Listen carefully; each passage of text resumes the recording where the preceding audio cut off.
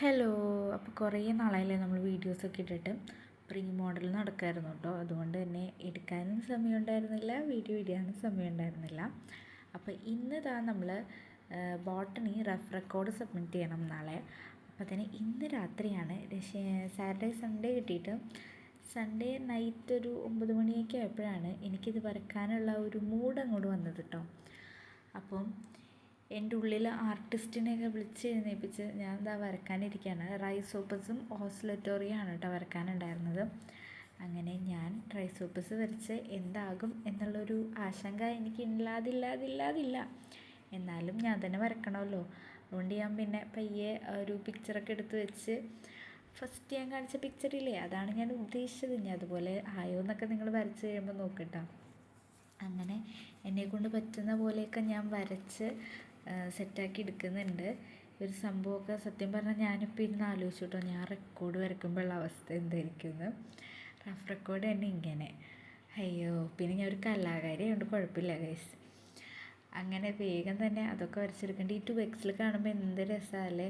ഞാൻ എന്തോരം നേരെടുത്ത് വരച്ച സാധനങ്ങളാണെന്നറിയോ. അത് കഴിഞ്ഞ് പിന്നെ അതിൽ സംഭവങ്ങളൊക്കെ മാർക്കൊക്കെ ചെയ്ത് കൊടുക്കുന്നുണ്ട്. നമ്മൾ ഡോട്ടഡ് ലൈൻസ് യൂസ് ചെയ്തിട്ടാണ് കേട്ടോ മാർക്ക് ചെയ്യണത്. അങ്ങനെ റൈസോയിഡ്സും സ്പൊറാഞ്ചിയും ഒക്കെ മാർക്ക് ചെയ്തു. അതൊക്കെ കഴിഞ്ഞപ്പോഴത്തേക്ക് എനിക്ക് തന്നെ ഒരു എന്താ പറയുന്നൊരു അഭിമാനമായിരുന്നു കേസോ, ഞാൻ വരച്ചതാണല്ലോ എന്നോർത്തിട്ട്. അങ്ങനെ നമ്മുടെ റൈസോപ്പസ് ഇവിടെ സെറ്റായിട്ടുണ്ട്. മുടുക്കത്തിയായിട്ടില്ലേ. ഇനി നമുക്ക് ഓസ്ലിറ്ററിയിലേക്ക് കിടക്കാം. ഇതാ കാണുന്ന സംഭവമാണ് ഞാൻ ഉദ്ദേശിക്കുന്നത്.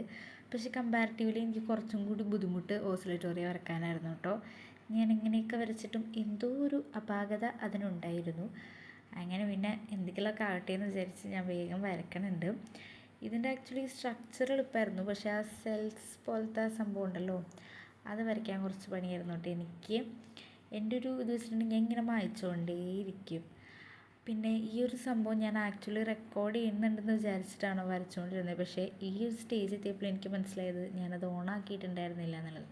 ബോധക്കേട് പിന്നെ പണ്ടേ കൂടെ ഉണ്ടല്ലോ. അങ്ങനെ ഔട്ട്ലൈനിങ് ഒക്കെ കൊടുത്ത് ജസ്റ്റ് ഒന്ന് ഷെയ്ഡ് ചെയ്തും കൂടെ കൊടുത്തു കഴിയുമ്പോഴത്തേക്കും നമ്മുടെ ഓസ്ലറ്റോറിയ ഇവിടെ സെറ്റാണ്. അത് കഴിഞ്ഞ് പിന്നെ അതിൻ്റെ പാർട്സൊക്കെ മാർക്ക് ചെയ്ത് കൊടുത്തിട്ടോ.